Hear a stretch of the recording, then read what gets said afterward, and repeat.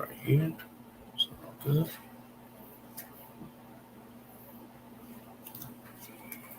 All right, Assalamu alaikum. Peace, everybody. We are currently at Hitting Hard Radio. This is kind of behind the scenes. We're going to be doing a podcast and live radio show that you can call into live if you want to and tune in as well. We're streaming from our platforms. They're also streaming from theirs and on the radio. Is that the number? 414-502-9447. Again, hittinghard.radio.com. Hitting, HITTIN, hardradio.com if you want to call in live. You can feel free to do that, ask some questions or whatnot. But again, we are about to start and go live shortly. With that being said, let us know where you are tuning in from, what part of the world.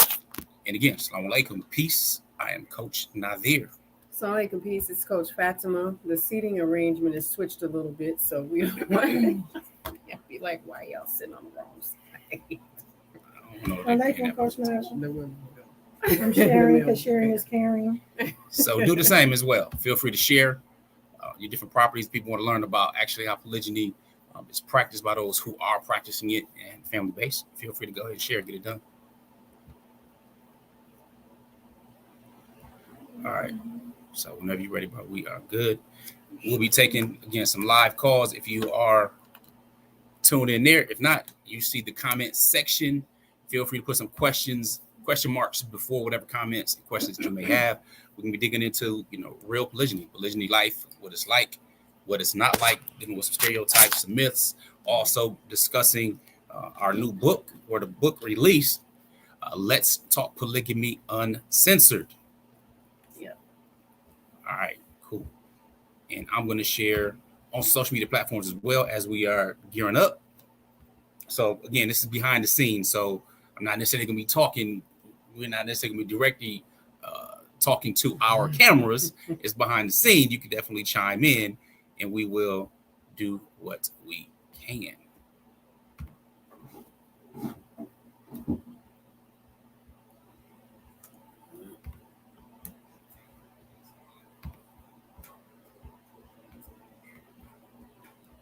In the contact information, call Eleazar Maldonado at 414-366-7102.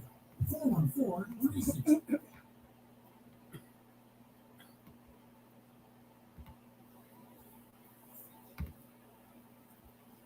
Remember that.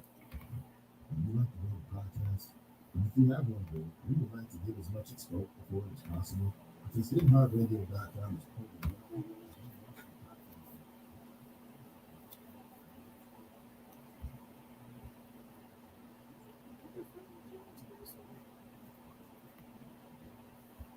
Say again. It's not where you can pick them. You got to do one by one. I like how it gets to them. All right.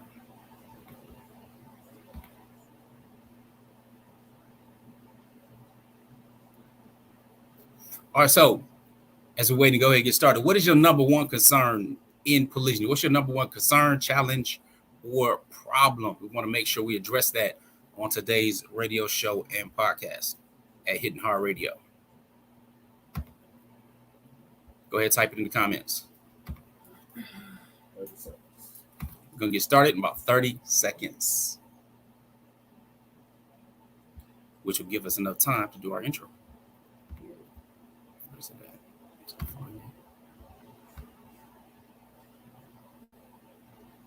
Mm-hmm.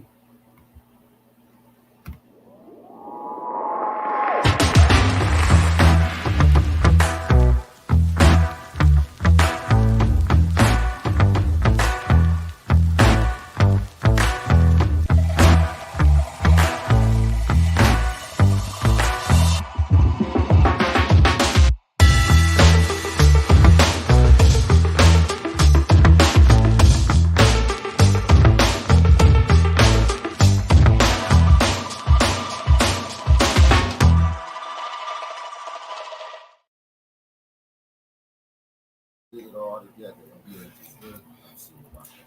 Good morning, Grand Rising, all that too. As y'all can see, we've been talking about it for a while. Y'all been asking questions.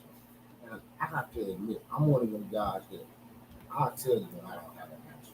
I'm quick to say, I don't know. Sometimes I can know and say I don't know because I just don't feel like standing there that long with you. But that's another thing. But y'all been asking me about it. Y'all been talking about it. You got all these groups on social media. Got all these people talking about life. Trying to make people I said, I gotta find an expert. I gotta find an expert. And in my search for an expert, it was one not far from me. And my brother and his wife. He got a program, an outstanding personal relationships. As you can see, some of you know, his brother Nazir. Y'all have seen his coaching videos, participating in some of his workshops. And he's been showing y'all a real good example. And like I said, I didn't have to ask him. So as soon as the opportunity came to me, I called on him, brother, and he showed me. So today, man, we wide open here. We talking polygamy. We're gonna hear all y'all misunderstandings. And then we're going to let him give y'all the true definition. Phone lines is open, 414-502-9447. Y'all can follow along when we live on Facebook, Hitting Hard Radio, on the website, hittinghарdradio.com, on Twitch, we are the Post in the City, and YouTube, WHHPTV. Checking the comments. Get off your tube. Y'all wanted to know that we shot now. Let's hear it. Everybody thought they knew what they was talking about. I told y'all was just some freaks doing some nasty stuff. Y'all like I ain't know what I'm talking about. Okay, I'm gonna shut up and let the expert give it to you. So I'm ready to come on. Alaikum assalam wa rahmatullahi wa barakatuh. And peace for those of you who do not know me, whom I have not had the pleasure of meeting just yet. I am Coach Nazir. I'm the coach that helps people get their shift together, help them develop confidence, deeper connections, and dictate their cash flow without having to worry about forced monogamy or jobs. So they can live life at a higher level. So with that being said, I'm one of the founders of Outstanding Personal Relationships. And I'm Coach Fatimah, one of his wives. Wives or wives? His wife. It's going to be wives today. One of his wives, and 1/3 of Outstanding Personal Relationships. And I am his other wife, Coach Nyla, of course, one of the coaches of Outstanding Personal Relationships. And I help and coach women to have deeper connections, confidence, and fulfillment in their marriages, whether it's monogamy or polygyny. All right. Now that's the introduction. Y'all got the names right. I'm glad they got able to get them to them because I'm known for slaughtering names up here. It ain't nothing personal. It's just some reason is what I do.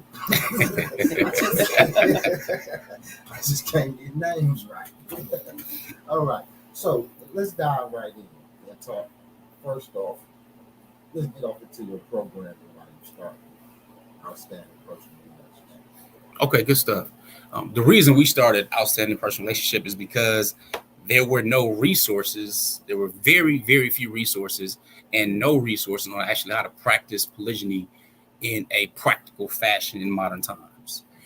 So there were things that talk about the rules and regulations and so on when it came to Islam, but there was not something teaching you to deal with the practical situation so far as, emotional control and leadership, deeper communication, or the differing dynamics. So after struggling the first several years trying to figure things out, once we did get things, at an acceptable and good level, we decided, we can either share this to help more people out and get more blessings that fashion, or we could do like most successful polygynous couples and kind of just go ghost, be behind the scenes and be real private.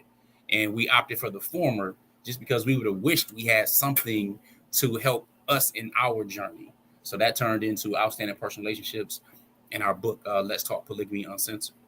And the interesting thing is people ask about that, or you have a lot of people that talk about, well, you don't see a lot of you see a lot of negativity when it comes to polygyny, or you see a lot of it done wrong, so to speak. And that was the thing. And they said, well, you guys are really putting yourselves out there. We're very private for the most part, regardless of what people might think, because we are out there a little bit more in the public eye. But because of that, we discussed that before we even started Outstanding Personal Relationships, and really putting it out there to see if we were ready to even deal with that, because we know we were going to be met with scrutiny. We knew we were going to be met with people who didn't understand and things like that. But we had to discuss it amongst each other and ourselves and say, what, is this something we are willing to go through, grow through, and teach other people, even though we know people don't understand it. And if they're willing to do it, that's fine. If they're not, that's fine too. But we know how to deal with that. But we prepared ourselves for that before we start. Yeah, and they knew that, and we also knew, like what Coach Nyla added, we let them know that they were going to have some pushback from us in regards to the respect that we wanted and we were going to have on our platform, because that's what happens. This topic gets hard to discuss and communicate with our loved ones about, our community about, because there's a major lack of respect in this arena. When you say your community or loved ones, you mean like a community or Oh yeah. There are some leadership. There is some leadership in the Muslim community, in the Muslim world, that won't even discuss polygyny with their community, and it makes it very difficult. And they won't marry people into polygyny. It makes it very difficult. To And we talking about all communities though, Yeah, as well. this is I don't a care if we're talking about global the black thing. community. Period. Again, when we talk I about was totally unaware, because most people, you don't really, like you said, you're not involved, you don't really get into it unless you come across some brothers who might got more than one wife, and you sit down and talk to them. So the average person don't really get to, you know what I mean, get to come across somebody. So that's the other reason why y'all program so great. well, the main thing is we pro morals. Okay, so even though the average person doesn't come across it, I guarantee that the average person is absolutely familiar with somebody that they related to that's cheating, that got somebody on the side, somebody that's quiet about it, knows about it, but wants to keep up appearances and the status quo. They know about people that's creeping on the DL, all kind of things that go on that are immoral. See, the thing with polygyny is that it's not attractive to those who want to play games and cheat and so on, because now it makes a man responsible. You know what I'm saying? This is honorable. This is marriage. It's simply a form of marriage. So being pro morals, it doesn't matter if you practice monogamy, polygyny, what have you. The main thing is that you're doing it in an honorable and noble fashion. And since our community is so okay with not doing it that way, our community, not just our community as in Muslim community, Black community, but period in the West in general, you wouldn't have shows. Imagine having shows like Maury Povich if you were a pro moral society. Right. Children not knowing who their fathers are. The expansion of all these different diseases and all those things that run wild. So being pro moral means you want to step up to the next level. You're requiring more of yourself than the average, because polygyny is not for the average man at all. And I be telling people that, right? Don't get me wrong, I'm not even married, but I just got sense enough to know. If y'all knew the little that I did know, y'all wouldn't be as interested. Well, not the ones that ain't, you know what I mean, completely ready. Because most people, let's just be honest, they think it is what they see on TV and all that. Like it's just a big old party going on over there. Man, he living like a king, you know what I mean? He having it his way. That's the misconception everybody thinks, because I can be out in the streets and see that, because people come into the grocery store, they come around, you know what I mean? Do what they do in front of people, you know what I mean? Yeah, we live in that place. We got the pouring gas station right in the city. You know what I'm saying? Well, that's one of the things too, because people look at it as big pimping or whatever. They see these different things, because whatever imagination they put out there, I'm not realizing that it's a lot of responsibility that comes from that. And the reason why, polygyny, the interesting, some of the things is polygyny is looked at or at least, I don't know if you want to call it shunned or whatever, is because a lot of people don't want to take the responsibility. So it's like, okay, let's make it look bad. So, people will be so against it. So we don't have to, have something where we have to be held accountable. So yeah, this person can go out and cheat and have kids over here and kids over there, and I have to legitimately, be responsible for them. And instead of marrying someone, being honorable, being respectful, being responsible, and still having to make sure this family dynamic is maintained. You see so many broken homes and things as far as that. You have people say, oh, I can't believe that a man will want to have multiple wives, or I can't believe why women want to share a man, or these type of things like that. But we look at polygyny as an ancient solution to a modern day problem. You have a lot of things going on where you have single parent households, you have high incarceration rates, you have all these different things. And people say, well, where's the daddy at? Where's the father at? And a lot of times it comes to that where you have these responsible men. It's not for everybody. It's for those who are responsible. It's for those who want to be more. It's for those who want to be better. So it's not for everybody. We're never telling people that it's for everybody. But it's definitely for those who are looking to stand up and step up. Yeah, the average man won't make it. I'll just say it plainly. The average man is not going to make it. If he wants to be a king, then kings have layers upon layers of responsibility. They do indeed. And they're willing to practice discipline in order to keep that title. And so this is not for lazy people. Specifically men that have so much that they have to do, because it's not just about wives. There's children involved in many cases. So polygyny, I've said this before and I'll say it again, is not just happening to the parents, it's happening to the children and the family as well. So you would want strong leadership from the husband and the father in the family, because his roles are not just one role of husband, he's a dual role. So that's important.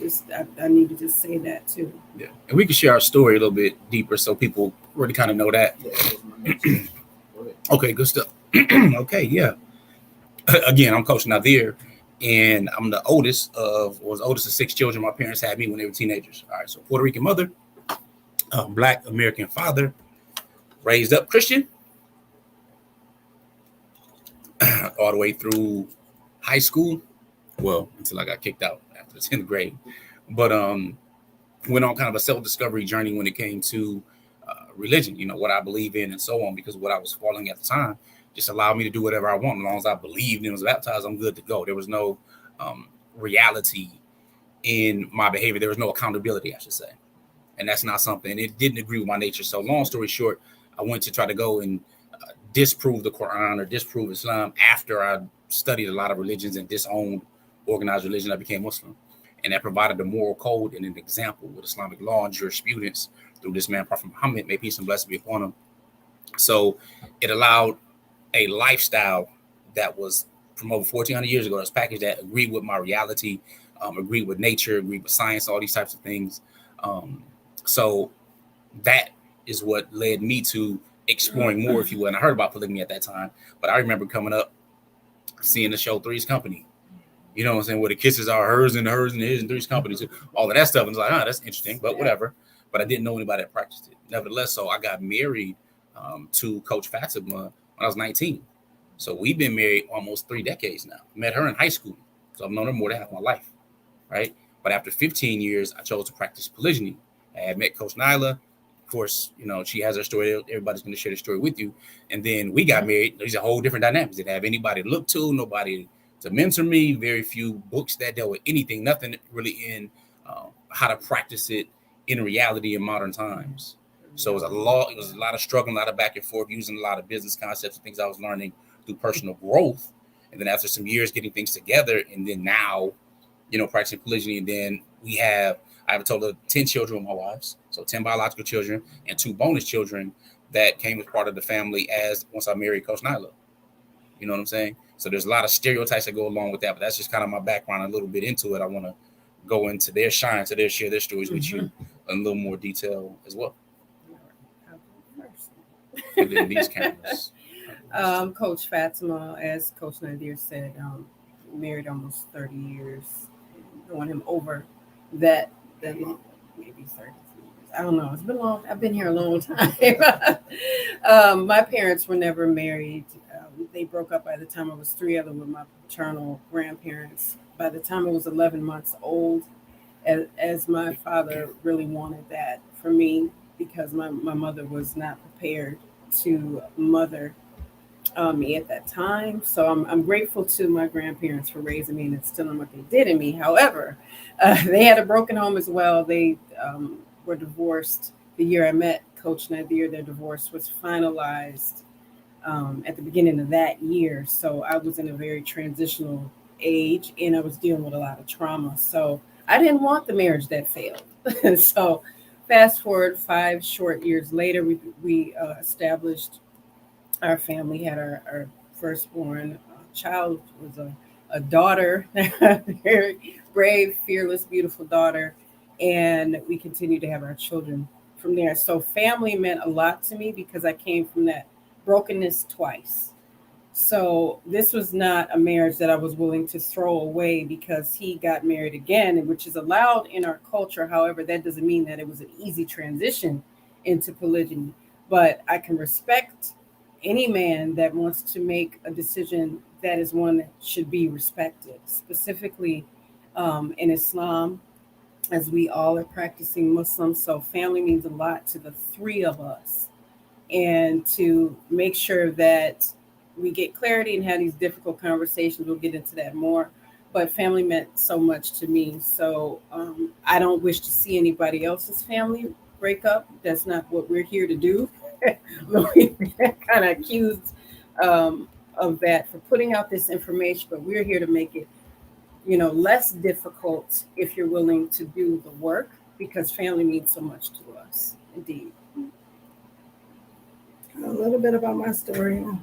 I was raised by a single mother, was raised by a single mother. So when I talk about the solution, polygyny being a solution to a modern day problem, that would have, I can see things going a whole lot differently, whether it be polygyny or not, but actually having a responsible father in the household. And then the times of my growing up, it was, and in the place that we live, incarceration of Black men was at an all-time high. So, people that I grew up around who I felt were protectors, which were my cousins, my uncles, and people of that nature, because I do, I came from a blended family. Didn't realize our family was blended until I got into polygyny. And people were like, you know what, you're kind of used to this, or you're kind of was prepared for this because you grew up with different people that were super duper close. I mean, like cousins were like brothers and, sisters and things as far as that. So, but going through a lot of the heavy, I guess, masculine energy that comes from women who are single parents. I took on a lot of that as well. I became a single parent at 20 and converted to Islam a few years later, got married, divorced, became a single parent again, and had to deal with those things until polygyny. Until I met Coach Nyla. Actually, I met him way before. So it's the story. You guys will know more about the story and Let's Talk Polygamy Uncensored because the story is like, I'm not going to take up too much time with that. So, Good morning. We checked in too. Hidden Hard Radio. The morning shift every day. We need to put these on. Hello, you there? It depends on who. Just for us. You there? So here. Do we need to put these on? Yeah, I can hear you now. Yeah, put your headphones on. All right, if y'all want to call in live, the number's on the screen. All right. Say it again a little slow, bro.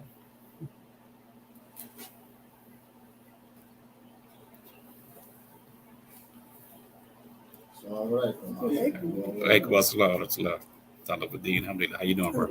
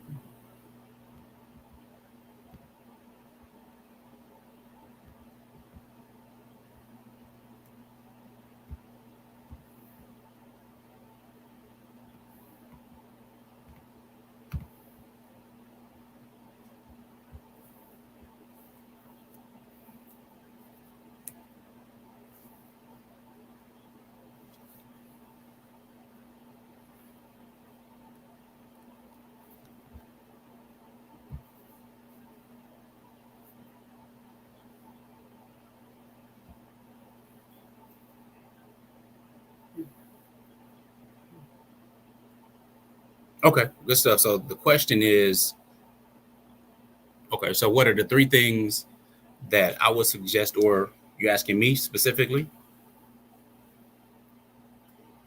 He Yes. said the male Okay, yeah, from the perspective. male perspective. So what are the 3 things that I would suggest for men that are considering polygyny? Now, the last part, she said something about wife. Is that are you asking me what I would tell a man?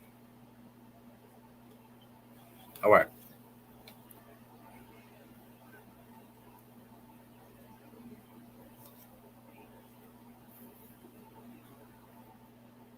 Okay. And then how would the initial conversation go? All right, good stuff.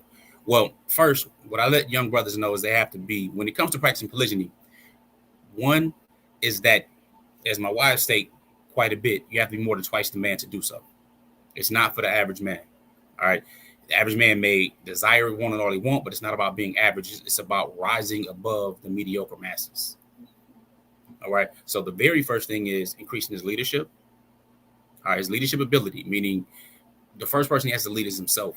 So that goes into self-discipline, self-awareness. So these are big things, but under these things, each has like a subsection beneath it.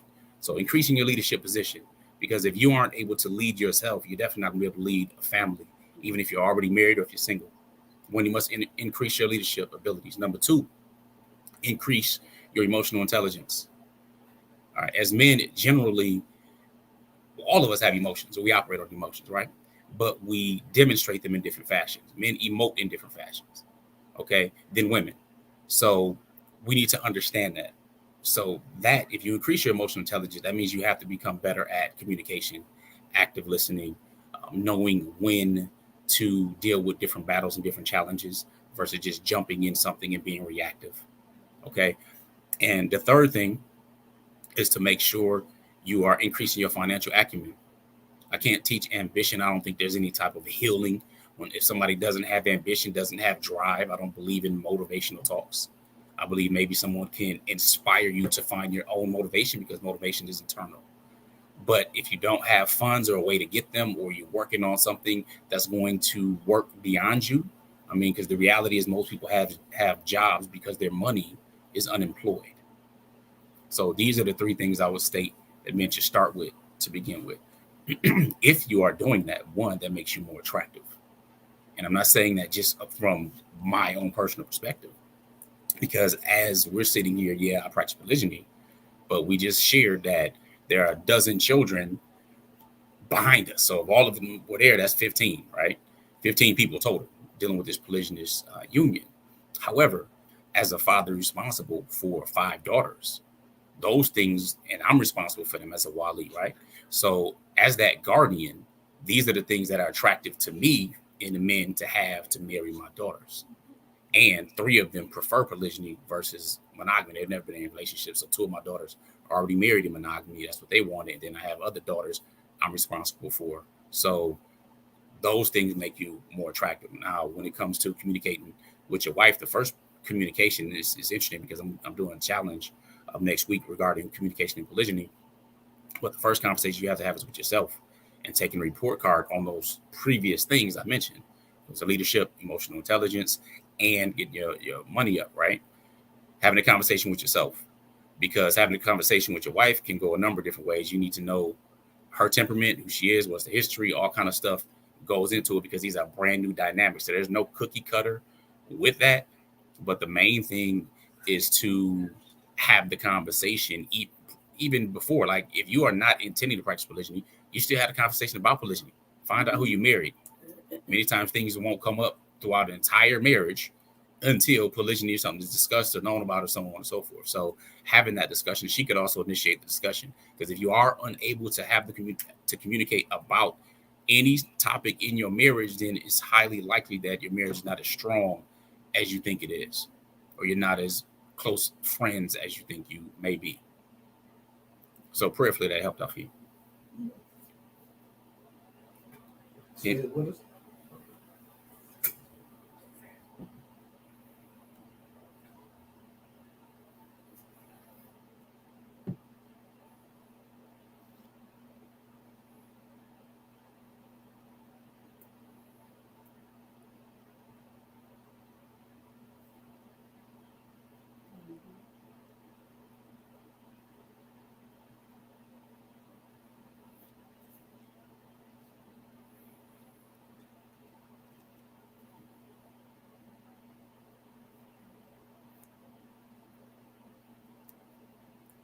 It's sad but true. Thank you for the question, Aki. Appreciate you.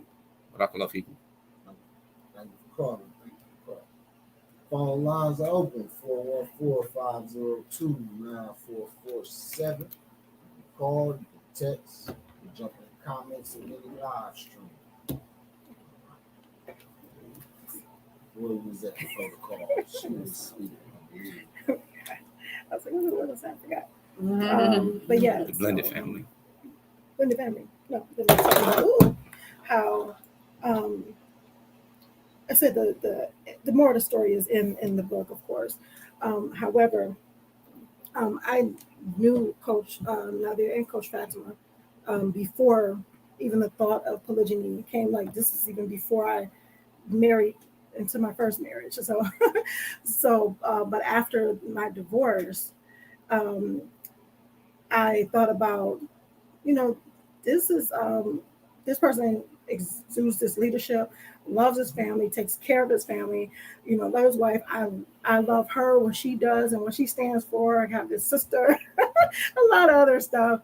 And I'm like, hey, let's see if this, he can say no.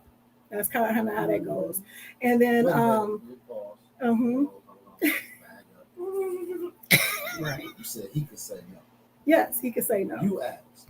No, my wali asked. My wakil, my guardian. The request came from you. Yes, it came from me. Yes. So that's the thing. Because the family dynamic, the leadership was there. I always talk about checking off boxes. And what women should understand, just period, whether they get into, whether it's polygyny, monogamy, or whatever, is that you have to look at the bigger picture of it all, not just, oh, this person is cute. Oh, this person is whatever. It's like, what is our legacy going to look like? Can this person lead? Nowadays, you have so many people on this boss babe this or this boss be this or this modern woman thing, and it's more masculine energy coming from the women that causes a lot of confusion and disruption when it comes to the natural family dynamic of it all. So looking at the bigger picture of it all, I'm like, okay, this family is amazing. My daughter can have some sisters, and it was I had a whole vision of stuff in my head. So the thing is that talked to my wakil. He presented the information to him, and then, long story short, we got married. Yes, we talk about different things of how things could have been different as far as how the beginning of the polygyny journey was, because it wasn't the beautiful thing that I had going on in my head. Whatever. So that's that part. It took a while before it to get to where it is right now. But in my mind, it was always that. It would have always been that way. So since I saw it that way, if I knew it would be anything else, or if I felt it was going to be anything else, that wouldn't have been something I would have wanted to pursue anyway. And knowing that you have a person who has these leadership skills, and you also have this family dynamic that respects that, you can see even if it starts off rocky at first, you can see how it can grow to be something beautiful because all of the other pieces are there. You got to be able to see the potential. That's the thing.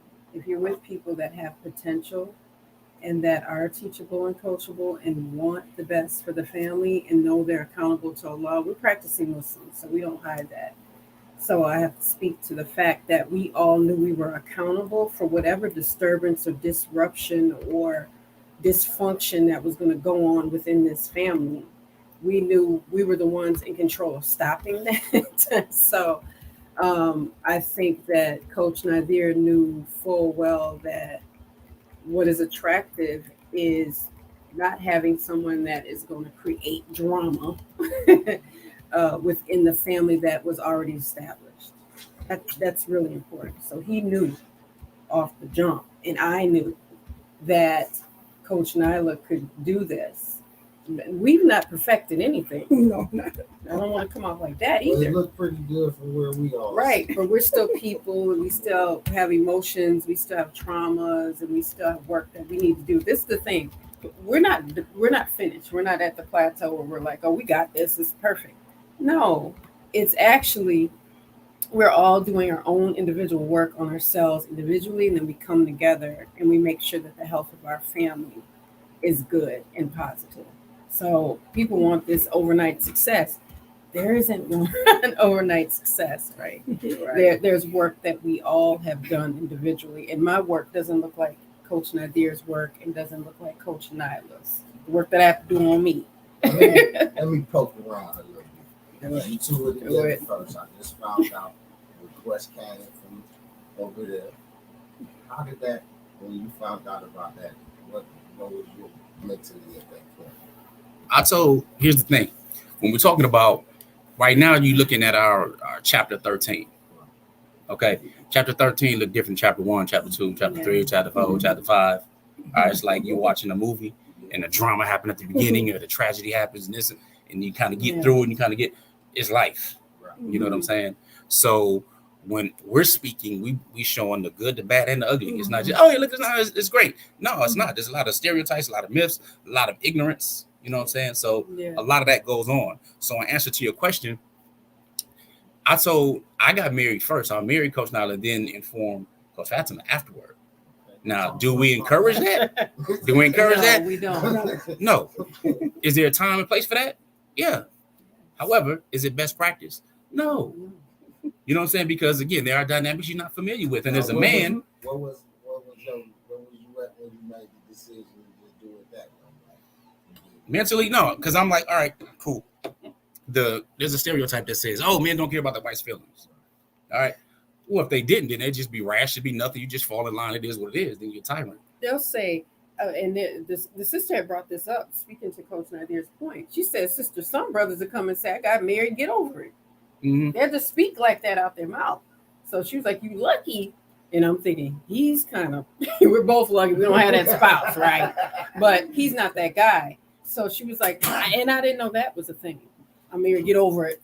It's done, you know? So alhamdulillah. Yeah. So instead of what would have been better, like we've dealt, prior to me getting married in polygyny, I already knew it was a hot topic with her from experiences so far as me stating it once before, me even putting it in music or having it in my journal as a goal, stuff like that, right? So in women, you know, people say that to this day. You look around like, sure your wife ain't around when you talk to, or I don't know, they ain't gonna invite Coach Nazir to the party because that's gonna be a problem. He can't come to the picnic because, you know, it might rub off on you like your husband don't already know about polygyny. You know what I'm saying? Now it's like, we don't want my husband to catch the polygamy bug, right? It's weird. But the thing is that when you are being proactive about it, and how we coach and teach about it now is that when I said to the brother, when he asked the question, when it comes to communication, if you can't have the discussion about it, then there's a problem that needs to be addressed. All right. You need to be getting closer in your marriage, monogamy or whatnot, to be able to have a discussion. Okay. And not having some crazy emotional yelling match and big old shouting thing, but be able to at least have a discussion about it. So like someone asked, you know, how do you prepare the wife and the kids? The way you prepare the wife and the kids is, listen, when you're telling your children about marriage, since we're pro morals, you let them know about monogamy and you teach them about polygyny. That's it. Yeah. It's really simple. It's in any scripture. It doesn't matter. We have a lot of people that are part of our community, stuff like that. They may be Hebrew Israelites. They may follow different faiths, right? And we don't follow the same book necessarily, but every single scripture that's revealed deals with polygyny in one way or another. So it's already there. The question is, how do you deal with it today? So I encourage, one, you need to take a report card of yourself, introspection of who you are as a man. All right. And by increasing your emotional ability, that means you are able to communicate. That doesn't mean you capitulate to everything or, you know, it's death by 1,000 concessions. I'm going to give her whatever she wants because then they'll run over you. Want to be married to, you know what I'm saying? You'll be a punk. To a man like that anyway. Right. So with that, though, having a conversation in advance is better. One, it helps you with your relationship. For example, I have a client, good brother, alhamdulillah. He just recently got married. All right. He's married similar time I've been, almost 3 decades, right? He took his wife out of the country, did a number of different things, so on and so forth, prepared her and all that kind of stuff in advance. That doesn't mean it's easier. It just means he still had to deal with it up front and in advance, which is better than dealing with it later. Because now you'll find out sorely like, man, look, this is what it is. And especially as a Muslim, like, this is lawful. And the brothers come in, hey, get over it. It is what it is. Prophet did it this way. You know, what you expect, right? That's not showing enough compassion and concern for your wife, raise your children, all these things that women do in general, your wife will do, right? So then you have to deal with trust issues or other ill feelings and negativity and stuff like that after the fact, should you do it that way. So it's better to avoid that by being proactive, demonstrate more courage up front, getting that stuff and dealing with it to handle it. Well, I'm a not rebut or push back. The main thing that can be an issue is that if your husband presented himself this way this long and then he doesn't, then you feel as though, and it might not be a fact, that he's violated possibly his own principles, that he's set as a man for himself all this time. He's always been this guy. But with the hard conversation that Coach Nazir mentioned, which is important, because I'm going to get on the women a little bit, right? Love it when they get on the women. Somebody got to get on. I'm going to get on them a little bit here. We want the hard conversation. We want them to talk to us, but let's be willing to handle those hard answers, because you're not going to hear everything you want to hear. And your husband, and this is speaking to Coach Nyla, myself, and any woman that is married or any woman that wants to get married within the sound of my voice, he's not going to be the man you married that day. He's going to change. Prayerfully change for the better. And he sticks to who he says that he is and builds on that and builds on that. Because if he's an honorable brother, see, I already know my husband was a good dude. So I've known he was attracted to other women in high school as a 14-year-old. So this wasn't anything new to me. I've been here many times. I'm still here. He's still getting offers. And we sit next to him on either side. I had one ask me, and I can be a little something else sometime, right? She came up and she asked me, and she was like, do you think you would probably marry me? And I'm thinking in my mind, child, I wouldn't throw my hat in the ring if I were you, because I already know what the things are. And you didn't have the things, but that's his choice. I'm just no shade, no tea. And I'm not throwing any ecosystems at anybody either. But I knew based off of his pattern of behavior, I don't know if you should ask that. Right? And I joke, but I'm very serious when I say that if we're going to talk about polygyny, whether we're Christian, Muslim, Jewish, or whatever the case may be, Hebrew Israelite or non-denominational, if you're going to talk about polygyny with your husband, be willing to sit there, talk, listen, and then you can get your concerns out, and maybe he can dispel some of those concerns off the jump. And then this won't be so hard. The reason it's hard is because we're not talking about it. We're all sweeping it under the rug. The men don't want to talk about it, or they don't have courage, or they're not brave enough. And then it's like, are we going to listen if they do decide to talk about it? Because at the end of the day, I couldn't have did nothing about him getting married to her, just like nobody could have did nothing about me getting married to him. I didn't marry his mother, his father, his aunties, and all of the rest of them. I married him. So for me, their opinion was not that their opinion about my marriage, it didn't matter to me, because I didn't ask their permission to marry him. So with their marriage, that didn't have nothing to do with me outside of what affected me in our children, right? So it's a good thing that we're saying now, don't do it this way where you're not communicating. Communicate, but be willing to listen just as much as you want to speak. I love that you said that too, and the getting on the women part. A lot of times when we discuss things, are you pulling them on the callers, man? Put it up there. I give a round of applause for getting on the women. And it's crazy because we'll have women that will come and they'll throw their shade or talk about pygmies and these different things like that. It's what it is.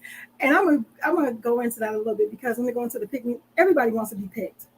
When you're playing games and you're part of a team, you want to be picked. So we got to get out of that and stop trying to degrade people by calling them that. So we'll just leave that alone.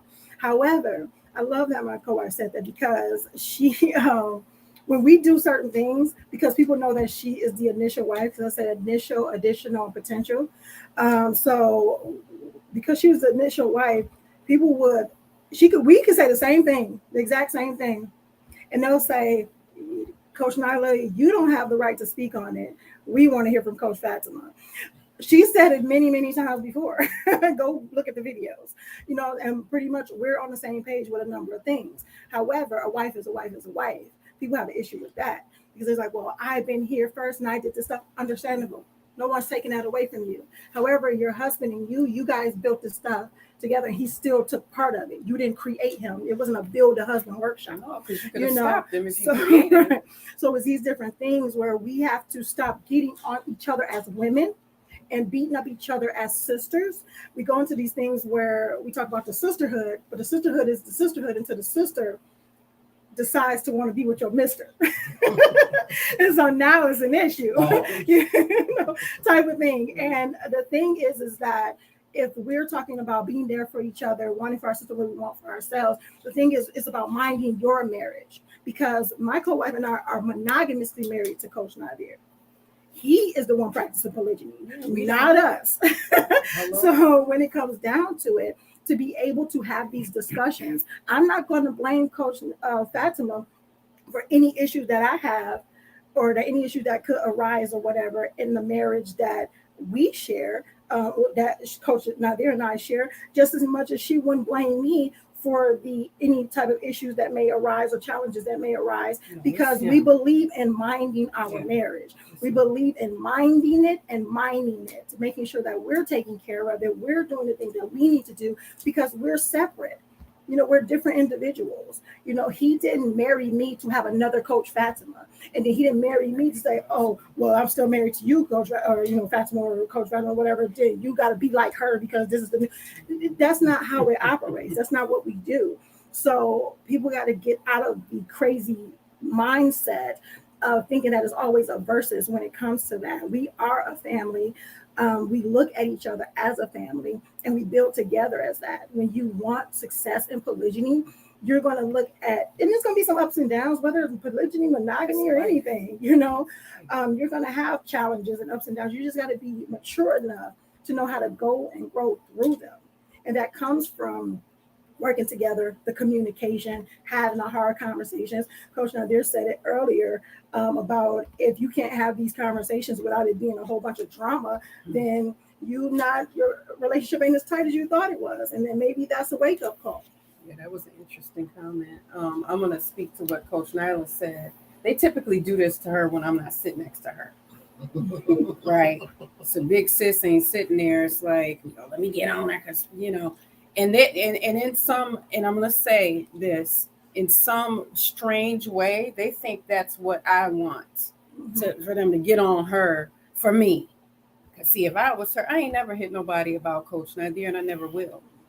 Because if the issue is at hand, it's between me and him. It has nothing to do with her, right? Because nobody put a gun on anybody for them to get married, So when they pick at her, because that's what it is, it's picking teams. They'll pick teams between us and start this dialogue in the comments. And I'm like, this is really high school.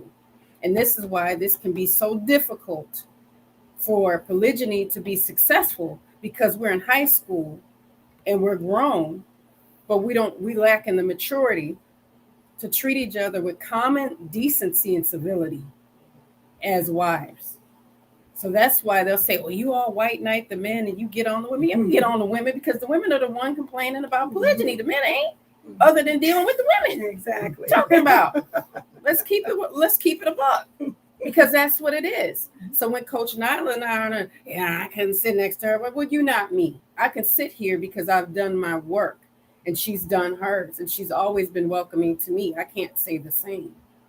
And I've spoken on that many times in many videos. But you got to not let the world tell you when to get to know somebody else, even if it's your co-wife. So I don't ask permission to get to know anyone.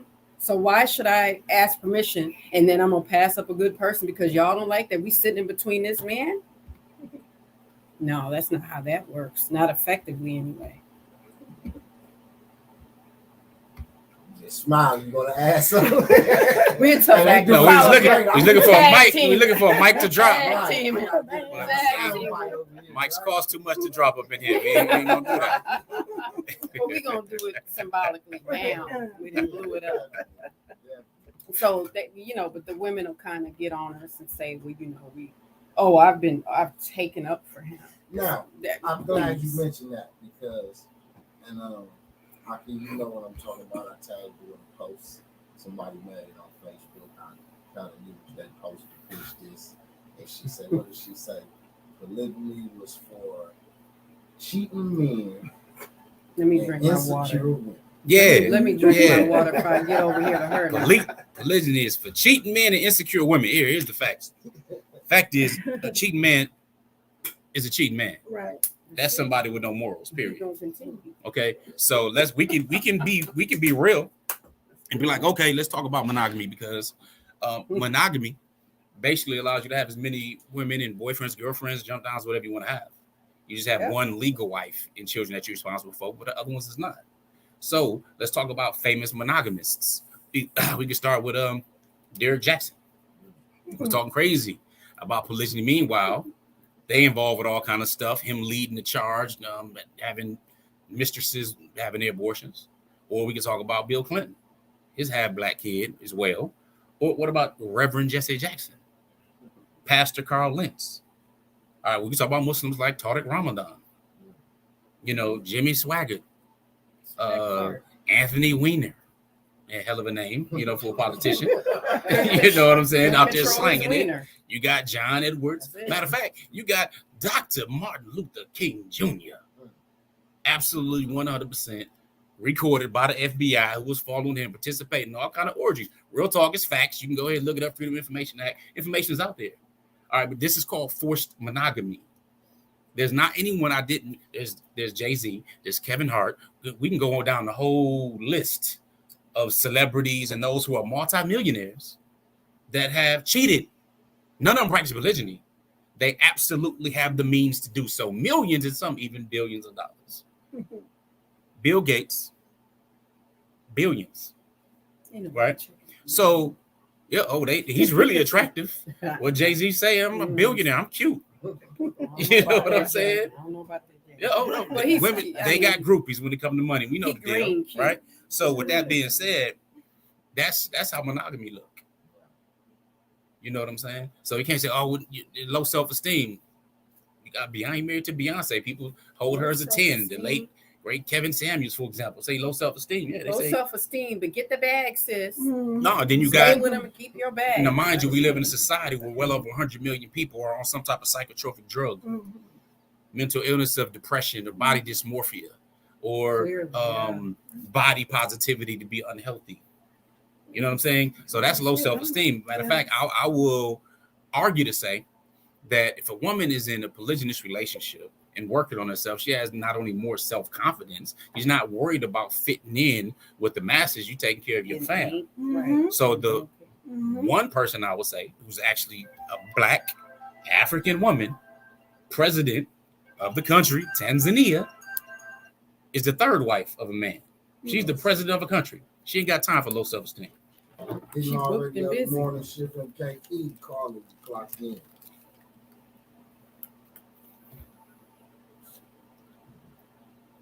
All right,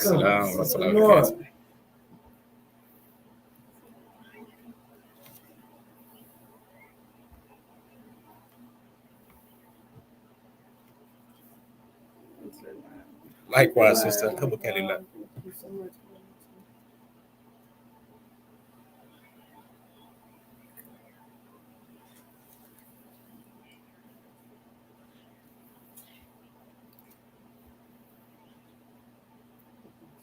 Alhamdulillah.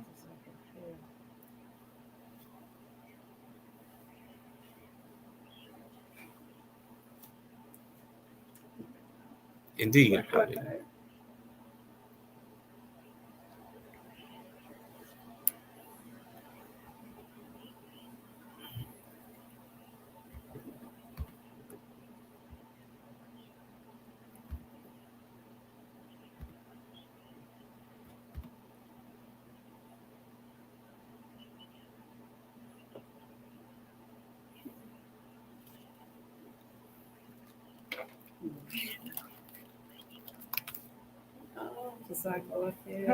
Jazakallah khair.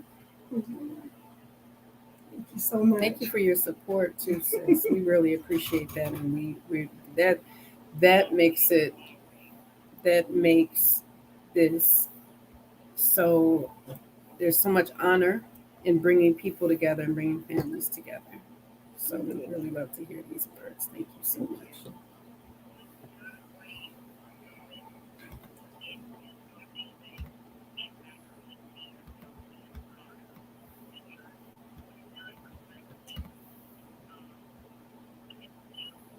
Mm-hmm. I got a question. Let me jump in here, right? Let me jump in here, sister. Now, you've known them for a while. Did y'all meet when you had both wives, or did you meet it individually? When you just had one wife, and what point did you meet this couple? Is it a couple? How do you call it? Family. Family. Yeah. Because there's three of us. That's not. Hey, I'm learning, y'all.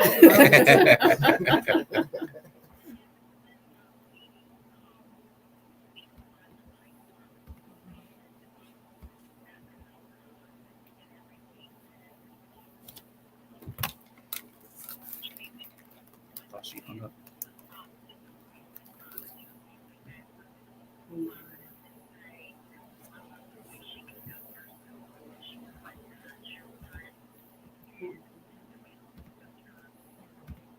Now, when you met, it was just the one wife. It wasn't co-wives yet, or they were co-wives. We weren't. All right. So when you so I'm setting you up for Was that something. long? Now, when y'all met and met her, y'all spoke, became friends, you admired her. Now, a new wife coming to the situation. Was you in that crowd that was over there trying to run her off? Yeah. Okay. Throw them all under the bus, sister. Yes. Throw all them sisters under that bus.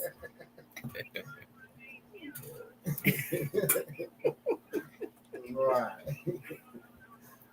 Yeah.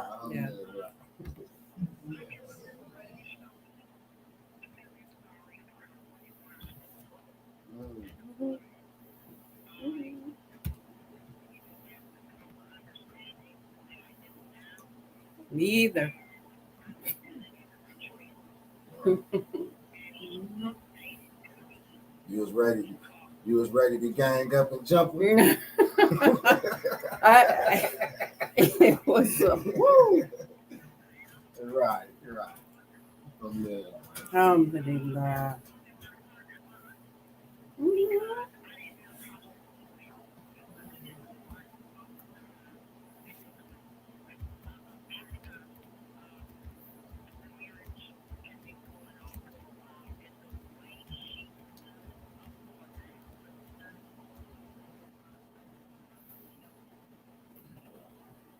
Alhamdulillah.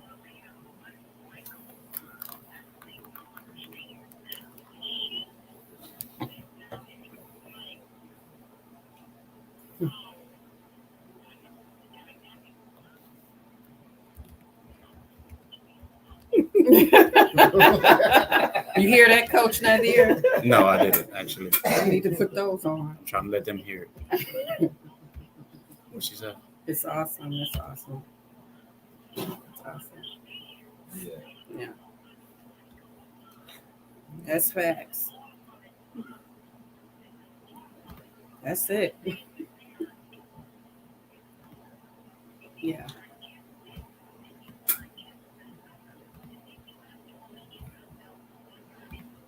Right. That part.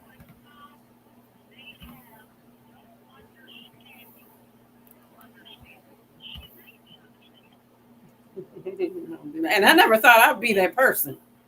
I'm gonna just say that. I never thought that would be me because I entered into my community at 19 and I'm over 40 now. So I wasn't trying to share my husband with nobody and my daughter. I was like, because I came from this broken place. So all I knew was that I needed to protect them. So see, polygyny quit being about Coach Nazir and it was completely about my relationship with Allah. To this day, that's what it is for me. And that's another layer and the major reason why this does work, because I said, well, Allah is trying to teach me something, but he knew that because I'm his creation, that the way that I was going to listen was because it had to come through my husband and my daughter. So when the tests started coming through the people that help establish the entire family, it was like, wait a minute. This is deeper than just marriage. This is much deeper than just polygyny. It's about something I needed to see inside of me. So I really appreciate your kind words, sis. I think I do remember that day. I've had to sit several sisters down and kind of tell them, you can't be madder than I was. Now, come on now. You can't be more hurt than I was. And I know you want to, because people fell in love with the story of the family and how it began.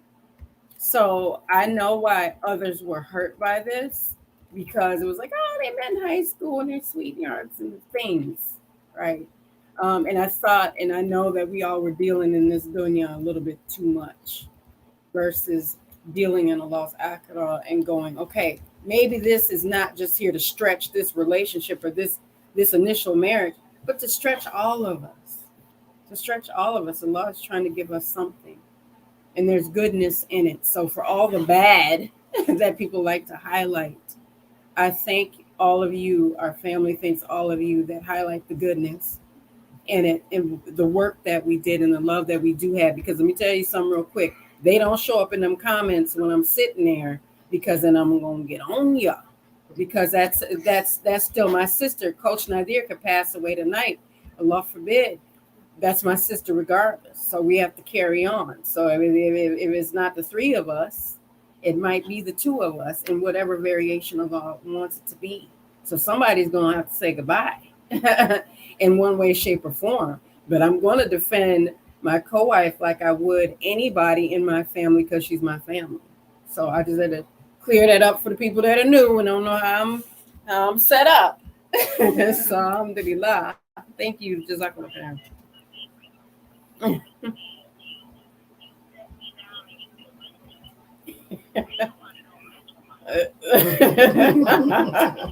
You're gonna walk out of here limping.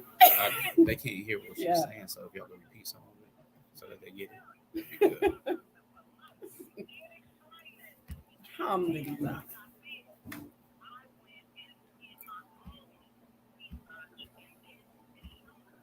Yes.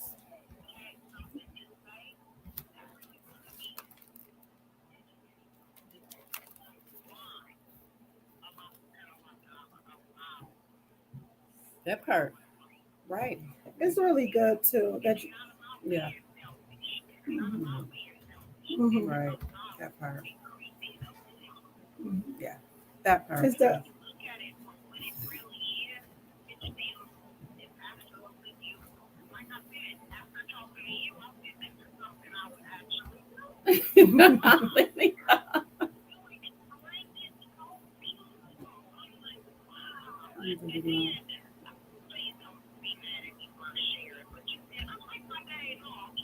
And do. Yeah. Right. Because I think a lot of sisters do. Yeah, a lot of sisters benefit from the time where their husband is not at the house. You know, he's our husband 24/7, and we're his wives 24/7. But we do want to build a life. The two of us have our lives outside of, being wife. We're mothers. We're entrepreneurs. We're authors. We're coaches. So we have things that we want to still accomplish and educate our children. So I know Coach Nyla had something that she wanted to add to that as well. I would love to hear what she had to say. No, it's good. I'm just glad that, even what Sister Noor was putting out there, stating that she just, she went into finding out more information. She went into doing that thing, and that's doing that work, because you will have people that will be immature and will say, well, whatever you're saying, that's whatever for you, and then will still keep going on with the negative or with the drama, or things like that. So it's really good to see that. It's really good to show that. Yeah. And so that is a beautiful thing.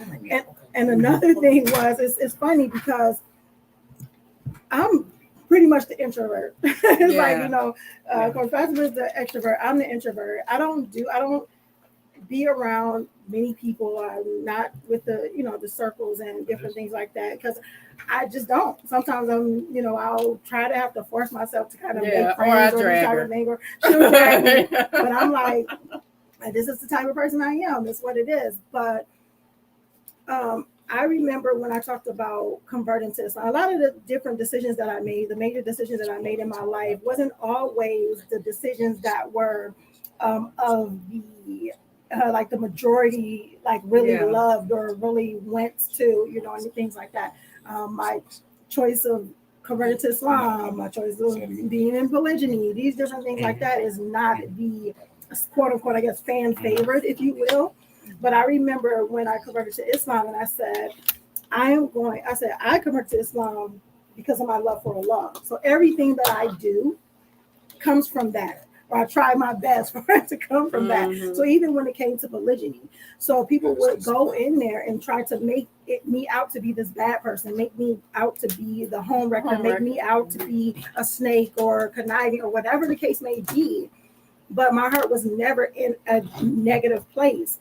But because of what the West deems as, supposed to be acceptable and normal, and if you are, dealing with someone who's already married or something like that, then you are you are harming people and you are hurting people and things like that. Even though this is an honorable form, it's marriage. It's not that some, being a side chick or mistress or a side piece or anything like that, baby mama. It's like, this is a wife. This person is a wife. And it's like you said, Sister, Islam allows this. This is sunnah. So when it all comes down to it, I had to learn for myself, because, as much as people say that, yes, I saw the hurt in Coach Fatimah, I saw these things, people were able to see that because that's what they were, that was natural for people to understand. No one looked at or even tried to see what the hurt would look like for somebody being so pushed and negativity spewed on them because they decided to practice a sunnah, or because they decided to practice something that Allah allows. So I had to go within myself and say, you know what I'm going to do is say, well, that's a you thing, and let me build on me, because it is a lot of hurt and a lot of pain doing something that you would deem to think is right. It wasn't anything negative. It wasn't to spew any hurt or pain or replacement or anything. But people have to understand it's other sides to this. And when we pick teams and we pick sides and not do the understanding, like you said, it's like, I had to understand. She sat me down with people who don't look at it that way. They just lack understanding.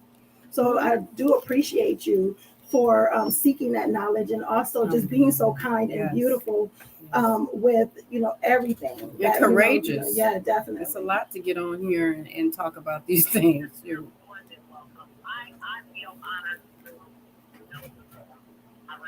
I don't like being judged, so I don't judge. And like I said, the minute I did have an opinion, first wife sat me down and got real good. I'll snipe you out. I'll be headhunting up in there like, who said something? I have to, because who's gonna step up and do it? It's like, who's gonna, because the subsequent wives don't have a voice, they don't have any rights, they don't have a brain. I mean, I always say this, I'm the dummy who stayed with him, she the dummy who married him.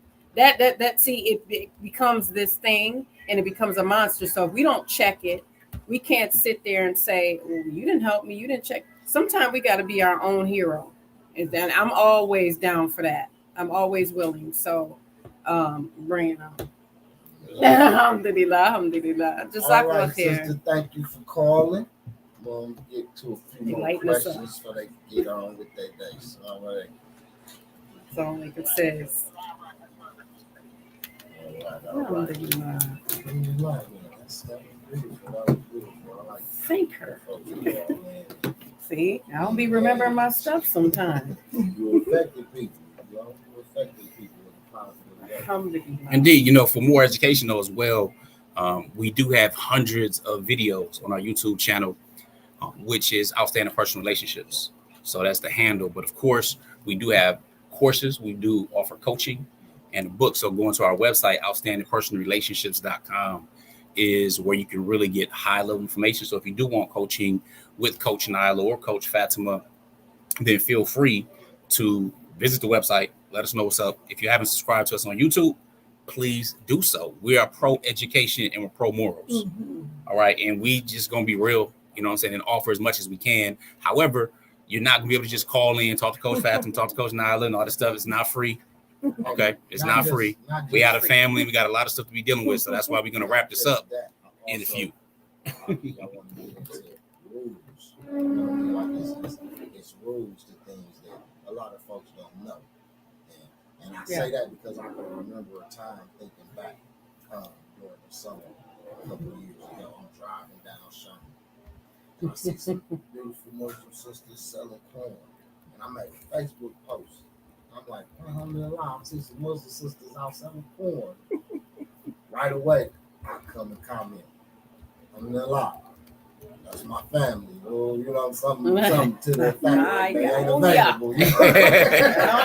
And it wasn't even me coming at that, you know what I mean, from that angle. I just was admiring the fact that when I see that here in Milwaukee, when I see Muslim women out doing something, it kind of excites me because I don't see it a lot. You know what I mean? I see it in like Atlanta and things like that. Not so much really here. And that ain't to say it ain't happening. It just means I'm hanging out in the wrong places.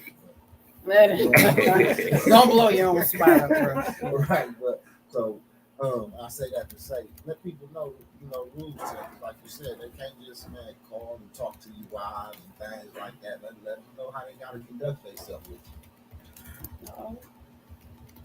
you. There's a few things when we're talking about rules. One common question I know some people probably have: do y'all live together? So you want to answer that real quick while I'm responding online? We don't. That's the short. We don't. We have traveled together. We have lived under the same roof temporarily within traveling. Coach Nyla and I had a ball. We were able to talk. We were able to cook together. But, you know, we always make this joke and we always mean it because there's always truth in the joke. We banging into each other in the kitchen. So it's like I don't want my daughters in the kitchen with me too much because I'm like, y'all going, somebody got to move.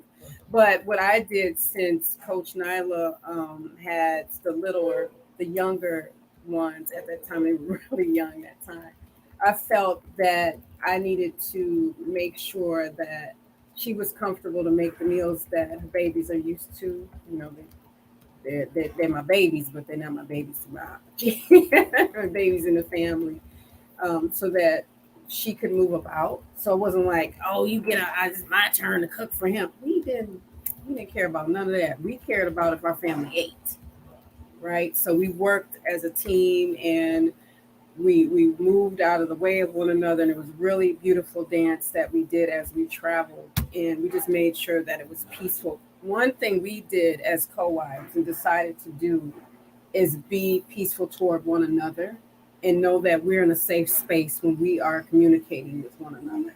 If there's an issue, we talk about it, and we typically end up laughing through the entirety of it if we can. But to be under the same roof was not difficult for us. However, in our day-to-day lives in 5K, we have to have our own private personal spaces in which we can just let our hair down and just relax. And I think that's good for us as women to have that space from one another and have that privacy. Yeah, and being able just to communicate. That's when it all comes down to communication is key. Communication, respect, and trust. That's very, that's kind of the foundation, the pillars of it for the most part. And because Coach Fatimah and I can communicate on pretty much anything, whether we homeschool. So even when that is a thing, is that we go back and forth of what the curriculum is going to look like, what can be added here, and these different things like that, what the schedule looks like, what the timing can be, and all this other stuff. It's a family dynamic. Once you create it, or once you look at it that way, and I think right now, because like we talk about, don't compare your chapter 1, 2, 3, or whatever the case may be to our chapter 13.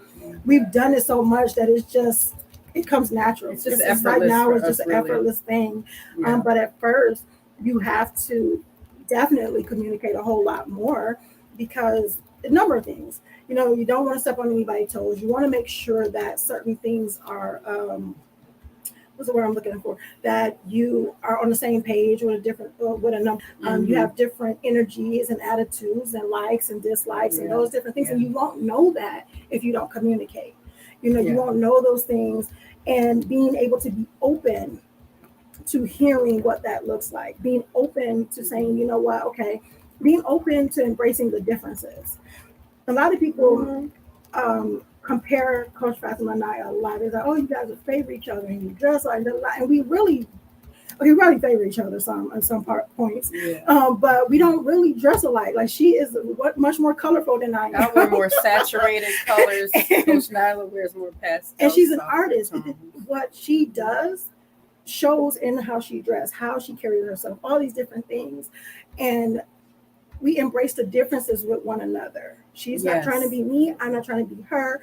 We're not trying to be each other. None of those things happen, but we do understand the differences of what we do and what we are, you know, and being able to work together because you embrace that, because you understand that, that makes the family dynamic run smooth, even through rough times, you know, even through tragedy, even through challenges. Being able to understand, I can be looking all screwed up in the face or something because it could be something else. And my coworker will be like, okay, I'm trying to figure out what is going on. Who she, and that's what, and she jokes. She's like, who I got to whip? Like, that's her word. And then she just make me laugh. And then sometimes it just because I just got a lot going on in my head. She don't take it personally. She don't, it's a beautiful thing to be able to do that, but you have to be confident within yourself. You have to be confident and embrace your individuality and know that you know, you the bomb, you know, whatever it is, what it is. You know what I'm saying? So you don't have to feel away when someone else is, whether even they having their day or whatever, okay, that's, you know, they have, it ain't, you know, this is their day, they're having something. Let me see what's up. Okay, it's not about me. Let's keep it pushing. You know, we got stuff to do. We don't, this is the thing, our worlds don't revolve around our husband. I think that's one of the worst things women can do. When we hyper focus on them, I'm telling you, this can cause for the break of your marriage. I don't hyper focus on anybody. So if I do, it's on what I need to do to be a better Fatimah. So when I go, I wonder what he's doing, those conversations typically happen after polygyny, right? The hyper focusing on, because he ain't hyper focusing on you. You know why? Because he has a life, that he has responsibilities, and he's spreading himself everywhere. I always say this, it's like trying to grab 9 cats by the tail. He's not sitting there wondering what you're doing, when you're doing it, who you're doing it, who you talking to, and all this stuff like that, because there's other things that you have to do. So as women, we have to plan our day and have other things to do. Is there education that you want? Do you want to get educated? Do you want to learn a skill? Do you want to raise your children? Do you want to expand on who you should be or who you want to grow into being? What do you want to do? Because when my days are done, I'm not going to be, the day of Yom Kippur, I'm thinking, am I going to be wondering what he's doing? No, because I'm going to be worried about what's going to happen to me. And did I prepare myself for this moment? So we spend so much time here with our husbands, although we love them, we miss them when they're gone, and all this stuff like that. And they do the same for us, but they have other responsibilities. And we make ourselves so available to just sit there and just, let me find something. I got to find something to complain about with this polygyny thing, because it ain't perfect. It ain't going to be. Because you're still dealing with human beings that have other things going on, and they have their own stuff that they're dealing with. So it won't be as difficult if we had these conversations and we quit looking at our co-wives as somebody who's trying to take us out. It's almost like looking at stuff as a hit. You know, our husband's got a hit out on, co-wife got a hit out on us. It's not that deep. It's really not that deep. So for me personally, I didn't want to communicate with Coach Nyla because I thought it was something for him. I thought polygyny was strictly something for him. My biggest problem was I was asking him questions that were designed for Coach Nyla to answer. Because she's going to answer them as a woman. She's not going to answer them as a grown married man that has other things to do than concern himself all day long with all this stuff that the wife is going through. Not to diminish it, but I'm highlighting the fact that if we want to get clarity, get it from the person that initiated it or has the information. Get the information on the expert. The expert on Coach Nyla is herself, not Coach Nazir. So then I had to ask, why did you want to get it? And we did this over picnic. We did it over picnic. She don't do condiments. I dismantled that sandwich, threw that mug and some sandwich bags and I said she can build it like Subway. And that's what we did in the park in Milwaukee, Wisconsin, and had a conversation. And she answered those questions honestly. And she answered it better than he did. You know why? Because they were for her. So alhamdulillah, I'm so proud of her for that. And right now, I know you're a stickler for time, so we're going to wrap it up. But let them know how to copy the book. You can get the book, Let's Talk Polygamy Uncensored, at letstalkpolygamy.com. Letstalkpolygamy.com. We're shipping it out this month, so preferably get your pre-orders and stuff in because you have some bonuses that come along with it. So letstalkpolygamy.com. Again, we are representing Outstanding Personal Relationships and GLC.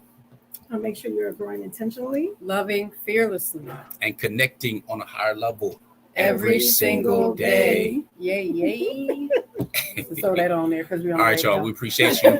Peace. We got to get out, go take care of some things, stuff like that. Feel free to subscribe, to like, to share, to connect with us. Get your copy of the book.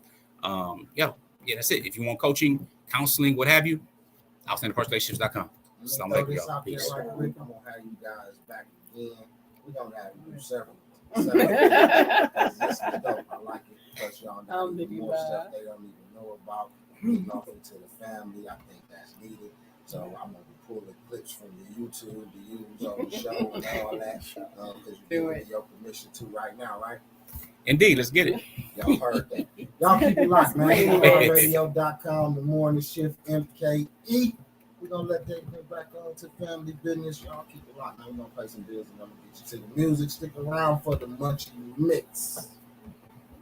I am Coach Nazir. And I'm Coach Fatimah, his wife. and I am Coach Nyla. I am also his wife. We are the founders of Outstanding Personal Relationships, as well as the authors of the book, Let's Talk Polygamy Uncensored. And I'm sure you're asking yourself, how can you get your hands on a copy of it right now?